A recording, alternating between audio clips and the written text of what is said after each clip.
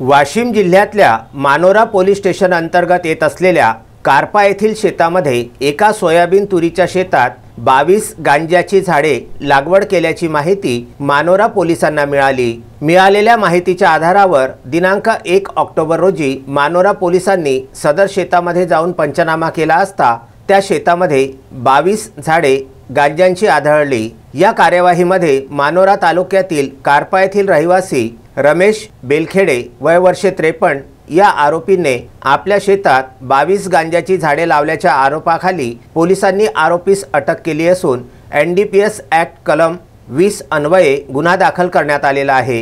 ही कार्यवाही कारंजा लाड येथील कर्तव्यदक्ष पोलीस उपविभागीय अधिकारी जगदीश पांडे, पोलीस निरीक्षक ब्रह्मदेव शेळके, नायब तहसीलदार JM राठोड, उपनिरीक्षक रामेश्वर नागरे, सहाय्यक पोलीस उपनिरीक्षक प्रल्हाद चव्हाण, DB पथक प्रमुख गणेश जाधव, जमादार मयुरेश तिवारी, बालाजी महल्ले, बंशी चव्हाण, दीपक ढोबळे, वर्षा राठोड, नरेंद्र खाडे, होमगार्ड सुनील नागापुरे, कारंजा येथील अमित वानखेडे, अमोल कानडे, चालक सुनील चव्हाण यांनी केली असून यावेळी शासकीय पंच म्हणून सुखदेव लवटे, अब्दुल रफीक हे उपस्थित होते। यावेळी जप्त केलेल्या गांजांच्या झाडाचे वजन 6 किलो 500 ग्राम एवढे होते। अक्षय लोटे, विदर्भ न्यूज, कारंजा लाड।